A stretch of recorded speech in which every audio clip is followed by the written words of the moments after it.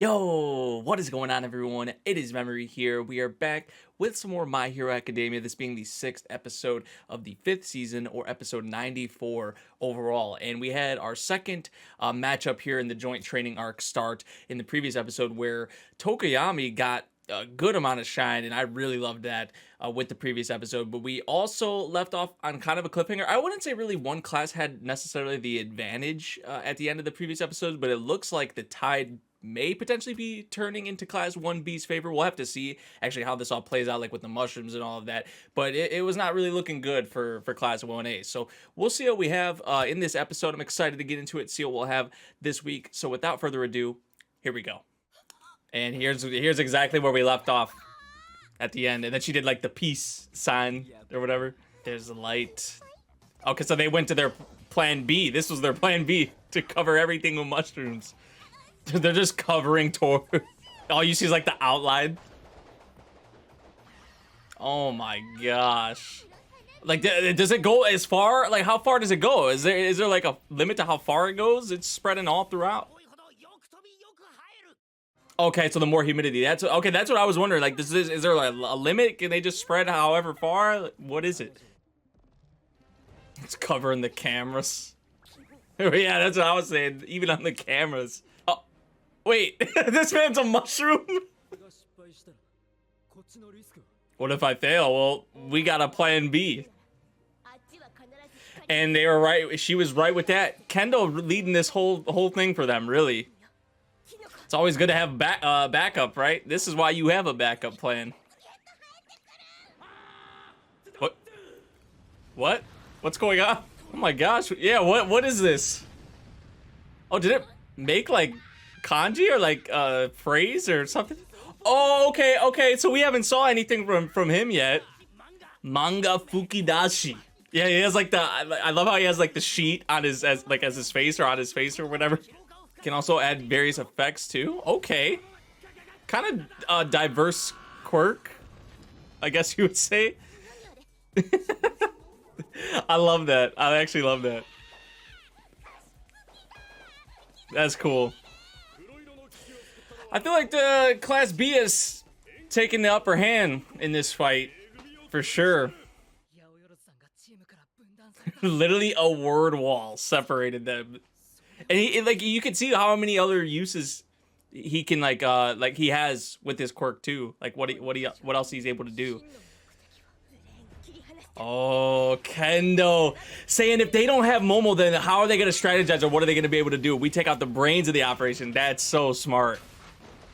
Oh, so we gotta have a little one-on-one here with Kendo and Momo. Oh, I see that. I see that. She made 3 shields. My God. That's the way it's looking right now. Damn. That's what you really doing that. You really not overpowering her essentially, but overwhelming her, I guess would be the better word. I mean, Kendo on the flip side, Kendo is the brain of the operations for them. So if she can deal with Kendo, then okay, let's see something then. Let's see it. Oh, she dropped the shields. Oh, a freaking cannon. All that time she was allowing her to create for herself. No wonder she came in with a cannon, bro. Hello. Hello. Man, just so annoying to deal with. They're hitting all 3 of them. They're using all 3 of them are working together.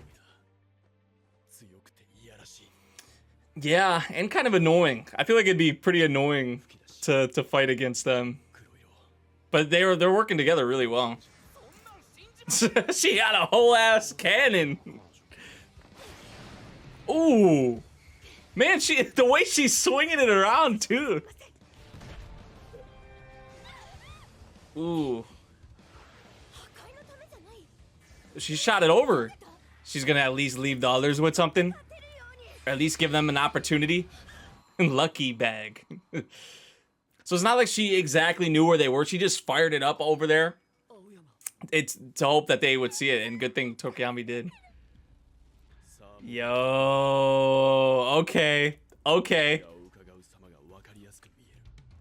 I got two signals. I got two signals. She said, "I'll leave you with this," just to give them the best possible opportunity, especially with the situation now, how it is.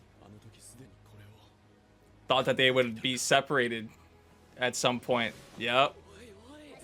She's invisible, so we saw her like with Tokoyami, but that's the thing, you can't really tell where she be at.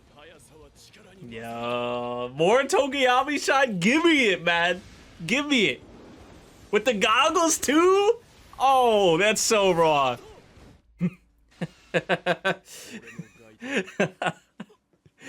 You wanted darkness. So who's left? It's the manga whatever and Kendo. But we don't know what happened with Kendo and Momo. Oh wait, now what? Fumikage. Wait. Like poison or should have knocked her out. I mean, all them mushrooms, some of them had to be like that. Yo, Kendo. So that means she probably dealt with Momo. Is it what? Tied herself to me with the cannon? What the hell? She was holding on to like the last very second. I don't feel like I won. Wow. But technically, they did, right? Wow. Class 1B. Class 1B got the dub. You gotta do what you gotta do. And if you're actually in a real setting, I mean, you're not gonna hold off using things like that against enemies or villains. But on both sides, they shine. And that was even with the first match, too. That's what we love to see. Improvement on both sides. And the different strategies they're implementing and using and working together. I love it. So it's 1-1 now. Even did Todoroki jump in there for the first time? This episode and just this match, I guess we could just talk about the whole match as a whole. Even beyond this episode, the previous episode as well.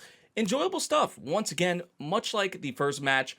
Now, I would say I probably slightly prefer the first matchup, but this one was still pretty good, and it had some good moments with our characters. I feel like the characters that really shine for me, this is for me. I'm not saying this is for everyone or just it is what it is. Like, this is for me.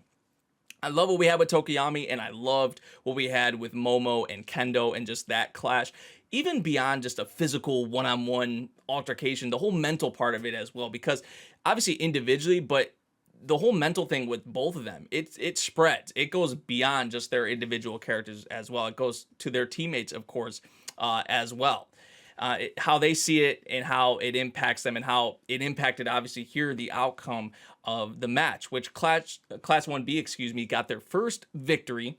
So now it's 1-1, and I think it's going to continue to be like this. I think it's going to be neck and neck. I don't think really one side. I don't think it's going to be a blowout. And I was talking about this in the previous episode. I think the only team from this point on that has a guaranteed dub is Deku's team. So really, if you want to say it's 2-1, this is just me speculating. Now, Deku's team obviously could lose. Shinso's going to be on the other team.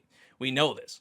So they could lose. But I'm saying because it's Deku, because he's the MC, and because it's his team, I think his team will end up winning. Now, maybe a neck-and-neck match in itself, and there may be a surprise or something, but I think Deku's team will win somehow, some way. So really, in my mind, I'm like, okay, it's 2-1, even though we haven't had that match yet. I'm saying, okay, it's 2-1. The other two matches, I have no clue. I can't say there's any guarantee with those other two matches, to be honest, because if it goes 2-2 and then there's that one match that's the deciding factor on who has the advantage, right? Who takes it, who has all the bragging rights and all of that. I don't know. I feel like those other two, I think because we have two other matches, right? Those two matchups are going to be toss-ups. So we'll see how it plays out. But I love what this arc has done so far. It's not like a masterpiece of an arc by any means. It's a training arc, you know. But I think with what this arc is doing for the future events in the series, those events could potentially have a lot of impact because of what our characters are learning here, whether it be with their new quirks, new abilities, just the whole mental part of it as well. Like, what do you do in these situations where you have to think like that? You don't have much time to think. You got to act kind of on instinct, on impulse, make quick decisions in the heat of the moment. I love that about it. And it's definitely good development for a lot of our characters from what we saw in the first match, from what we're seeing in this match, and what we're going to continue to see. So I feel like it brings a bunch of different things to the table in terms of what they're learning and what they're picking up on and what they're improving on from, old episodes and all of that. They're building on these certain things, but they're also learning and taking in new things as well. So I appreciate it. I think I said this before, but I don't think this is the greatest arc in MHA. I don't think this is the best stuff necessary that MHA has to offer, but I really haven't enjoyed this arc so far, and I appreciate it. I know I said that already, but I do appreciate what we're seeing with our characters here from Class 1A and even Class 1B as well. So yeah, I think that about does it for my thoughts with this episode and just with this second match. Let me know what you guys thought of this episode. If you guys did enjoy my reaction, make sure you drop a like, subscribe if you're new, and I'll see you all in the next one. Thank you for watching. Peace out.